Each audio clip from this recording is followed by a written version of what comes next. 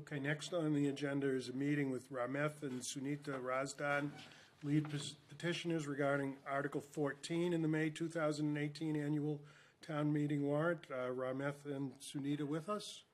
Thank you. Hi, could you introduce yourself for the record, please? Yes, please. I'm just waiting for the PowerPoint to show up. Sure. And if you can give us the clicker, there's a lot of slides to flip through. Okay.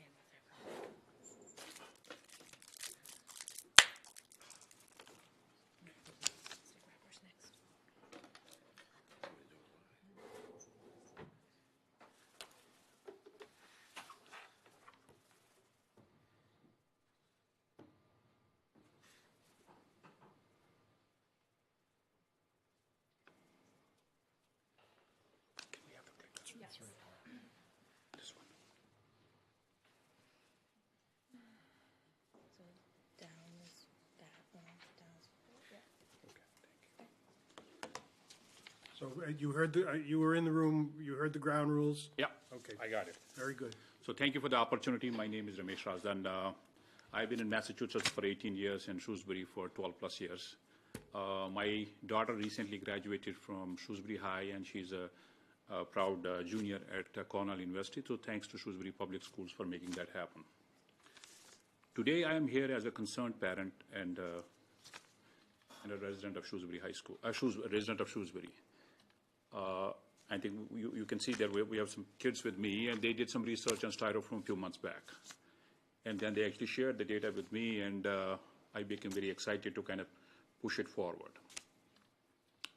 And we have been sharing that data with a lot of people to educate and communicate what are the effects of Styrofoam, how catastrophic the Styrofoam is for our society, and what is being done across the globe. So what we want to do today is have these kids present the story to you. What is going on? What is the problem with Styrofoam? What is being done across the globe and across in the United States, and what are the solutions proposed today? And kind of let you hear the story, and obviously if you have questions, we'll be glad to answer that. I'll come back at the end to close it. But these kids actually driving that, and I'm glad that our next generation is taking this step to drive it forward. So at this time, I would like to call our next generation kids, Anish, Anirudh, Siddhant, and Rahul, to present the story to you. Yeah, you can pull chairs up, please, gentlemen. Come on. So this is down. Okay. Oh, sorry. Yeah, put it down. This one. This down. Oh, let's make it.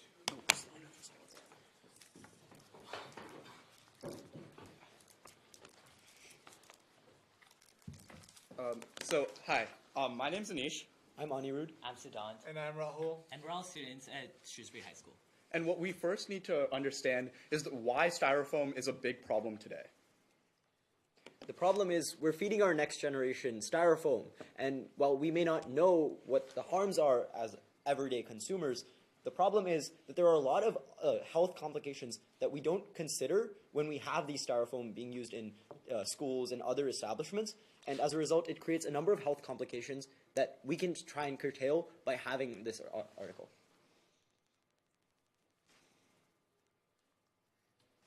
So as you can see here, these are pictures taken out in one day at Shrewsbury High School. You can see all these Styrofoam cups littered throughout the school that are clearly presenting our harm to our ecosystem. Additionally, if you look to, on the same day, we also took pictures at Dean Park, showing additional Styrofoam littering. And you can see the Styrofoam polluting our waterways, which present major issues for the animals and fishes in our ecosystem. In addition, one of the major problems that Styrofoam has is that it is non-biodegradable, which means that 100 years from now, 1,000 years from now, it will never go away from our environment. So one of the key facts is that 80% of Styrofoam will end up in landfills, which means that they will stay in these landfills until we die, until the next generation comes, and this presents as a larger carbon footprint on our Earth. And almost as importantly, what we see is about 20% of that Styrofoam ends up in our water, in our oceans, in our seas, in our lakes and streams. And the reason this is really bad is because that Styrofoam is consumed by fishes and birds, which are and the Styrofoam is really toxic to them and ends up killing them because they get poisoning from from the chemicals in that styrofoam, which is really bad for the biodiversity and all those animals that are actually living in that ocean. Here's a dizzying statistic. Every year across the United States, 25 billion cups of styrofoam are thrown out. And during just the 15 minutes of our presentation, 50,000 cups will be dumped. That's extremely problematic. So we did the math ourselves, using a conservative estimate of about 40% of students on average eating school lunches using these styrofoam plates, based off past surveys. We found that over an entire year, 576,000 styrofoam plates would have been used by students at the Shrewsbury Public Schools. And we think that's extremely problematic, because that's a lot of styrofoam plates that we either throw away or burn or use other methods and have these harmful consequences. But now, let's talk about the proposed solution that many Shrewsbury residents have brought up, and this is incineration. The problem is that incineration is not the answer to our problems. This is because incineration releases a variety of dioxins, and this is problematic because these dioxins are carcinogenic, meaning that they cause cancer in ourselves, our children, and our community, and must be stopped at all costs. Additionally, burning these styrofoam materials also have been known to cause asthma, which is, as you can see, like there have been numerous kids developing this disease, and we must be doing everything in our power to stop this. Additionally, styrofoam also has been known to contain the carcinogen styrene, which has been known to bleed into our food and our water when we consume items in styrofoam, which also causes cancer in ourselves. So, though the upfront cost of polystyrene might seem extremely low, there are a bunch of background and external places where money has to be expended, money has to be used in order for this to work, such as the incineration, which in itself costs so much in order to actually burn and do everything. So in the end, this alternative might not even be a very effective one in terms of cost and benefiting our health either. So, another big problem with using styrofoam is the amount of fossil fuels needed to produce and get rid of the styrofoam through methods like incineration. And what we've seen is of the historical trend is the United States is using more and more fossil fuels. The problem with this actually is that when you burn fossil fuels, you release carbon dioxide and more harmful gases into the environment that perpetuates climate change and the rising of our global temperatures, which is bad for not only us, but the entire ecosystem overall. And even if we don't consider the impact on our pocketbooks or even on our children, the impact still exists for animals and birds across the country. Here's a picture of a bird that died as a result of a number of different items that it consumed, including styrofoam. Now, that's a problem across the country for animals that accidentally eat styrofoam without knowing what it is. And as a result, they suffer things like suffocation, choking, intestinal blockages, and entanglement. As a result, we found that 313 species at sea worldwide are threatened by the existence of this styrofoam, as well as 2 million birds on land and sea annually that suffer because of this styrofoam. And here you can see an example of one of the trays that we'd use at our own school.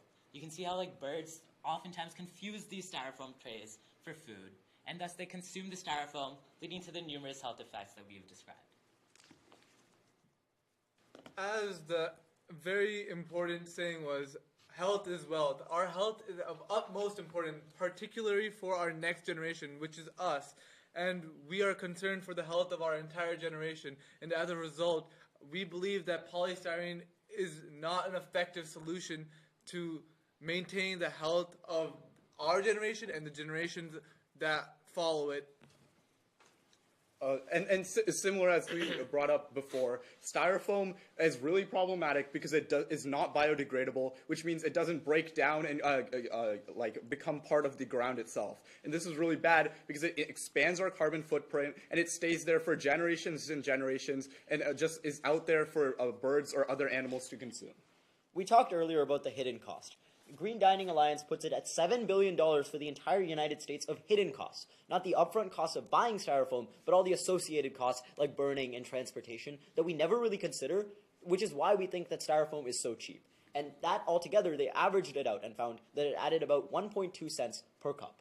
But there's two solutions we currently have for multiple different cities. The first is what Shrewsbury usually uses, which is incineration.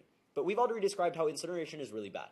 And the other alternative is just leaving it out in the ground, or leaving it in landfills, which has access to birds and animals and has other problems when it seeps into our waterways, into the ground. Those are all really problematic, and we think that there's really no good way that you can dispose of this polystyrene. Yeah, we certainly hope that your biggest takeaway today is that incineration is not the answer, and rather it causes a climate disaster. As we have explained, styrofoam is also often made from fossil fuels, and as we explained, this leads to climate change and must be stopped at all costs. In addition, aside from all of the health effects and all of the cost effects, we want to live in a town which makes us proud. And living in a town where it is littered by polystyrene, by styrofoam cups, by styrofoam trays, we do not feel happy and content living in such a town.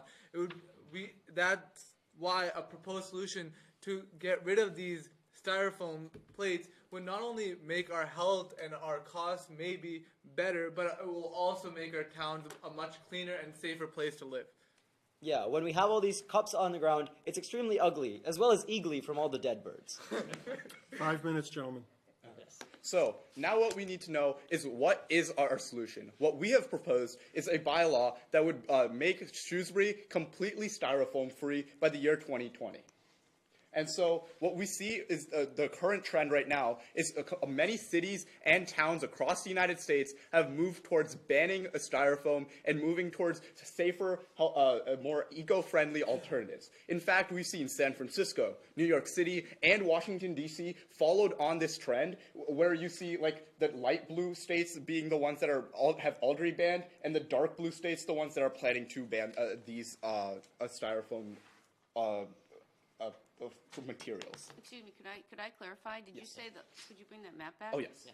Did you say, oh, I'm sorry, Mr. It's all right, Chairman. we I wasn't stopped the supposed to ask clock. the question. You stop the clock. I'm sorry, before you move on, because I think you said the light blue states have already No, banned? not statewide, some cities. That have major cities. Yes. All right, thank you, Yeah, okay, not start the clock, cities. sorry.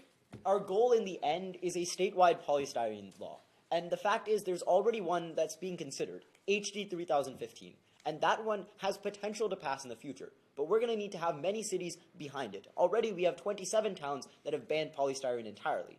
And as we saw with the plastic bag ban, which is something that Shrewsbury itself has done, there are 60-plus towns across Massachusetts that have done it. And as a result, the movement to ban it statewide has grown infinitesimally. What we can see is that banning polystyrene within Shrewsbury means that we can follow along. We can set an example for the rest of Massachusetts to make sure that other states follow suit, and eventually the entire state follows our lead and make sure that they also ban polystyrene and make sure they protect their constituents. Yeah, here you can see the 27 towns in MA that have already taken action. If Amherst can do it, if Lee can do it, and if Natick can do it, why can't we? We must continue to be a leader in terms of green energy, and we must be taking the first step and making Shrewsbury greener, Massachusetts greener, and our country greener as well. In addition, when it comes to in-school styrofoam use, Auburn and Framingham and several other towns have already moved on from a polystyrene standpoint to more of a reusable standpoint, which is much more eco-friendly and better for the environment. So what are mainly the alternatives to styrofoam? Well, there are a lot of proposed ones that other towns have used. For example, we have recycled or a conventional paper or even some biodegradable options that would be much better for the environment than styrofoam. Here's a comparative. This is New York City before it had the styrofoam ban. You had styrofoam populating the trash cans, the streets, and the sidewalks. But now, the new New York City that has banned the styrofoam sees these paper plates, the ones that end up going back into the environment in a safe way. Those are the ones they use. And we think that's a much better alternative. As of September 2015, all public schools in New York City, as well as the other 5 largest urban school districts in the United States, have already banned styrofoam, and as a result, eliminated 500 million styrene foam trays per year from landfills, incinerators, and student meals. And additionally, major corporations are also taking action to save our nation and stop styrofoam. For example, McDonald's, Chipotle, and most importantly, Dunkin' Donuts which has 4 locations in Shrewsbury, have made plans to ban Styrofoam by 2020, which fits along with their timeline.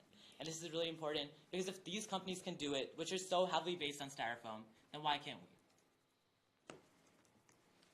So one of the major misconceptions are that the alternatives will be much, much more expensive. However, according to this chart, the alternatives are just 1 cent more than the average alternative is just 1 cent more than the polystyrene itself. And 1 cent is so less in comparison to our environment and how Mother Earth has blessed us to be here. So, to summarize, we see that the society and in the industry are already moving towards a styrofoam-free society. So, we should say that Shrewsbury should follow in those steps and make sure that we can have the safest, most green area in Massachusetts. Our next generation requires us to take this action, to make sure that our future children and grandchildren can have a safe world in which it's not their fault if they have to use styrofoam because there won't be any styrofoam there for them to consume. We want a future that has no styrofoam and doesn't have these carcinogens and these health risks. And for that, we think we should pass this article.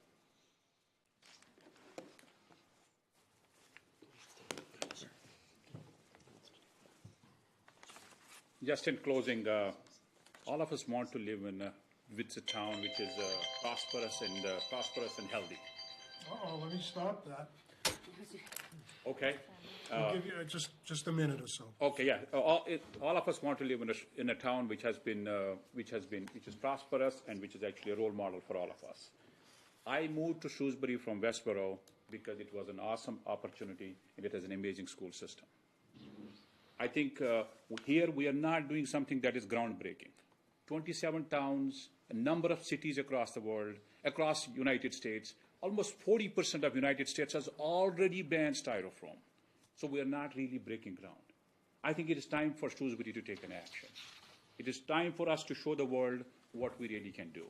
I know the cost is comparably equal or continuing to degrade. We're not saying that do it tomorrow. We're saying by 2020, which is 18 months from now. And if you look at the projection, the cost will be lower than what the cost of the equivalent polystyrene would be. So our strong recommendation is to pass the law and live in a community which is healthy, wealthy, and prosperous. Thank you. Questions from members of the board? Mr. Kane. What's the magic of 2020? So the magic of 2020 was to align with Dunkin' Donuts, which is the major business here. On January 2020, Dunkin' Donuts would be out, and we also believe that the businesses need time to consume their inventory, so we don't want them to lose money. We also believe the cost will continue to lower because it's like a cent. But if you look at New York, they buy in bulk. The cost is pretty neutral. So we believe that the trend will give us, but it will also stop the new incoming flow from coming in. It'll also give time for businesses to get ready for the year in preparation for no polystyrene, basically. Mr. Chairman, just one follow-up. Have you talked to businesses around town who are in a line of work, such as Dunkin' Donuts, who currently use this product? Yeah, so the Dunkin' Donuts has already made the promise. Panera has already done. McDonald's. Corporate. I'm not yeah, so talking I think I just got from the town manager yesterday all the businesses. We want to talk to them, Great. and we want to do that. I think the school system is another part of it. We absolutely will be doing. I think we didn't expect the meeting to happen right now. And so we're working on all the data. We believe by the 2020 we will be doing and it. We also the think- Shrewsbury High School has also said that they're in support of Yeah, Styrofoam. and we also think that even if some businesses aren't able to do it, the bylaw specifically, I believe within Section 4, talks about how there are deferments for those companies that won't that demonstrate their inability to switch from polystyrene. Though we think the costs aren't that much higher that any company should have this problem. But if they do have it, we think that there is a possibility that we can allow them to continue using Styrofoam until it is possible for them to switch over. Thank you. Okay, well, I think, Mr., you've answered my questions. I basically had the same one, so I would encourage you to do that. I think to say the school has supports it is one thing, but to put a dollar amount to that, what is that going to cost in terms of the budget would be very important. Right. And also to show sort of general statistics and to say it's only a penny difference is easy to say. But when you talk to a business owner and you discuss that in terms of total revenue and what that actual impact is for them, it could be a different number. And I think it's important to understand that, because I think you've put together a great presentation. I think these are very important topics. I think sometimes what the struggle is we do this community by community. We're not doing it as a state as a whole or as a country as a whole. From community to community, particularly small business owners who have to comply with what seems like minor differences, but could competitively be something that's impacting their business when a similar business or competitor in another community doesn't have to adhere by the same standards. So that's why I think that type of information is going to be very important. Yeah, along I think with the it is environmental. extremely valid, and we will do that. But part of that, to me, is it's not any more a myth that it causes cancer. To me, I think the question is, are we the net cost, even if it's like 1 cent, it's going to cost us roughly even $20,000 or whatnot. Is that worth the cost of what the cost of health is? I think that's a question for the town to answer. I don't know. I think when we increase the town community, it will be purpose. Maybe the cost should be deferred to the parents. And parents can make the choice on the school system, say, do they want to pay $10 additional for their own kids because they don't want to have a cancer in future? I don't know. I think that's a question we should be asking the town. And additionally, regarding the small businesses, as we've brought up, like there is the deferment option. If like for whatever reason the cost is that much higher, they do have the option to defer. And I'm pretty sure it is like the town's ability to decide who does get that deferment. So if they show to you guys or to other members of finance committee or other groups that they don't have the ability to compete like under this ban, they can be exempt from it. But seeing as most of the large businesses, we talked about Chipotle, McDonald's, Panera, we have like Dunkin' Donuts, we have a number of those, and they independently are already doing it. And we think those are the companies that use it or like tend to use Styrofoam the most, whereas a lot of smaller companies don't use Styrofoam as much. For them, we think that the impact, if it is large enough, they could get a deferment, and if it isn't, they would be able to comply with the ban. Also, we've seen like precedent for success since we've had about 27 other towns in Shrewsbury already, as we presented In the town. In Massachusetts, yeah, that have already decided to ban Styrofoam. And so, obviously, I think that Shrewsbury can live up to like the hopes of the other. And they did have a similar article for some of the other ones. We based ours off one of the similar towns that had the same policy for deferments to make sure everyone has an equitable chance under it. So as I understand your proposed bylaw, the deferments would be considered by the Board of Health by public hearing. I want to make sure I completely understand this. Are we talking about Styrofoam exclusively that are used as containers for prepared food? Yes. Yeah, the different sections outline which ones are specifically banned. I think So section 1 and 2. particularly, say, when you go to the supermarket now and you buy meat or fish, currently that's a Styrofoam tray. That would be excluded. That is the meat and things is excluded. I think it is more where you eat the Non-prepared food or where you take away the food from the Especially things. because when they're heated, they are more likely to transfer, and a lot of the food we get is heated, so it's more likely to transfer those chemicals. So the risk in like a dormant plate when you have it from a grocery store isn't that high, but when you put hot food on your in like a cup, then you potentially transfer it. So just to be clear, I heard a statement that completely Styrofoam-free by 2020. That's not exactly what... That's just the message. That's the goal for us. Yeah. But we have our specifics underneath it. I think our biggest goal is to ban it from schools where we're using these like 576,000 styrofoam trays. I think if we can ban that and switch to compostable methods, which in comparable towns have, like, polystyrene has been known to cost 4 cents per tray. Comparable towns have gotten compostable trays for 4.2 cents and like, I believe Montgomery, Maryland examples. Yeah, and in New York as well, which was 5 Okay. cents. Anything else from members of the board? Thank you. We thank you very much, and I know the board joins me in recognizing you for your civic engagement. We certainly applaud you for that. Thank you very much.